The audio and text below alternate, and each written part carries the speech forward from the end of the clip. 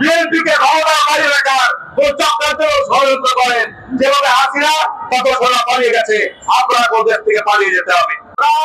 দীর্ঘায়িত হোক এই ধরনের কোন ধরনের আমরা কোন আয়োজন আমরা দেখতে চাই না।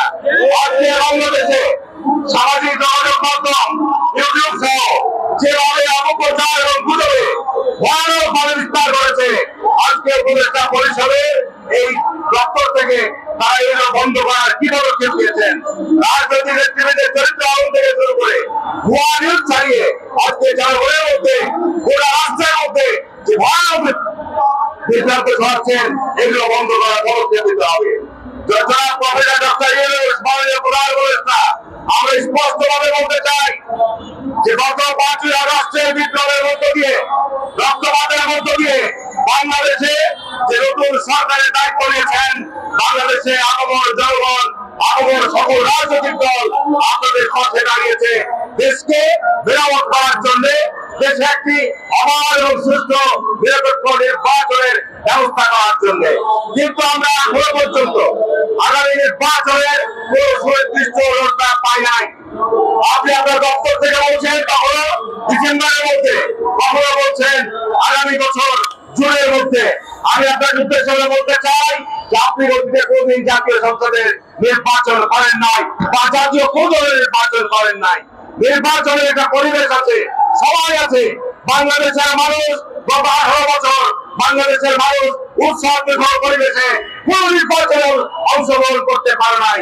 এমন একটি আবহাওয়ায়, এমন একটি পরিবেশে নির্বাচনের আয়োজন করতে হবে যেন যারা ভোটার, যারা প্রার্থী সকলেই যেন উৎসব মুখর শান্তিপূর্ণ পরিবেশে নির্বাচনে অংশগ্রহণ করতে পারে। সুতরাং আগামী বছর আপনার ফেব্রুয়ারিতে ওটা শুরু হচ্ছে, তারপরে বর্ষাকাল, তাপপ্রবাহ, খরা, এটা তো নির্বাচনের কোনো মৌসুম নয়। সুতরাং বিএনপির পক্ষ থেকে বারবার আমরা দাবি জানিয়ে আসছি যে নির্বাচনের সুনির্দিষ্ট রোডম্যাপ ঘোষণা আপনাকে করতে হবে, কিন্তু এখনো পর্যন্ত আপনার দপ্তর থেকে সুনির্দিষ্ট তারিখ ঘোষণা করছেন না। আপনি কাদের দ্বারা পরিচালিত হচ্ছেন, কে আপনার পিছনের শক্তি, এটি আমরা জানতে চাই।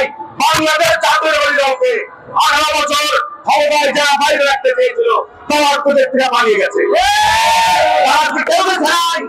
তাদের থাকতে পারবে না, তাদের বিচার হবে, কিন্তু বিচারের করা হলে নির্বাচনের বিলম্বিত করা যাবে না। আর সংস্কারের জন্য কমিশন গঠন করেছে, সংস্কারের জন্য প্রস্তাব এসেছে, এগুলো রাজনৈতিক দল সমূহ পর্যায়ক্রমে ইনশাআল্লাহ তাদের এই সংস্কার প্রস্তাবগুলো রাষ্ট্রের প্রয়োজনে আমরা সংস্কার প্রস্তাবগুলো বাস্তবায়ন করবো।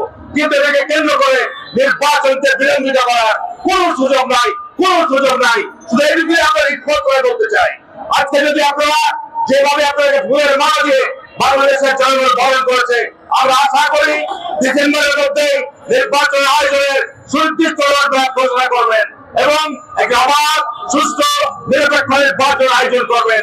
যারা ক্ষমতা আসবে তাদের হাতে ক্ষমতা হস্তান্তর করে আপনারা চলে যাবেন, আপনাদেরকে ফুলের মালা দিয়ে দেশবাসী আজীবন স্মরণ রাখবে। তার কারণ আপনারা একটা ক্রান্তিকাল সবাই দেশের গুরুত্বপূর্ণ দায়িত্ব পালন করছেন।